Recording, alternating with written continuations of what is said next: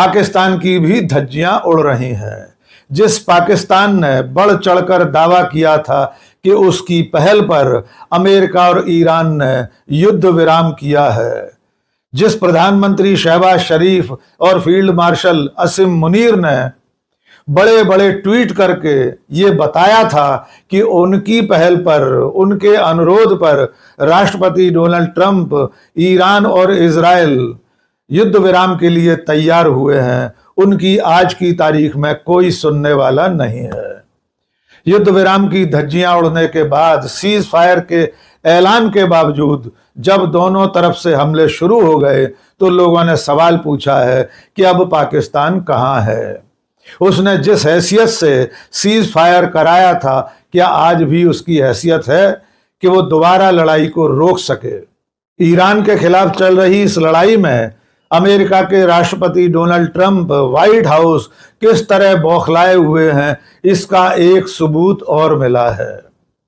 कुछ दिनों पहले पोप लियो 14 ने इस जंग को रोकने की अपील की थी। उन्होंने साफ कहा था कि ईरान पर अमेरिका और इजराइल का हमला पूरी तरह अनुचित है, इस लड़ाई को फौरन रोकना चाहिए। पोप के इस बयान से बौखलाए हुए डोनाल्ड ट्रंप ने, व्हाइट हाउस ने पोप के अमेरिका में स्थित प्रतिनिधि को तलब करके उन्हें धमकी दी है।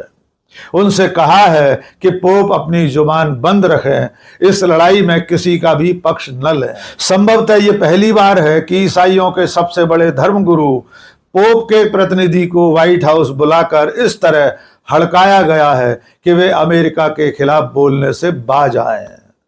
तो आप अंदाजा लगा सकते हैं कि डोनाल्ड ट्रंप और अमेरिका इस लड़ाई में किस बुरी तरह फंसे हुए हैं, और उनकी कोशिशों के बावजूद इजराइल इस लड़ाई को खत्म होने नहीं दे रहा है। इसीलिए इजराइल ने लेबनान पर फिर से हमले किए हैं, जबकि ईरान की सबसे अहम शर्तों में एक शर्त यह भी है कि फिलिस्तीन और लेबनान पर हमले फौरन रोके जाएं।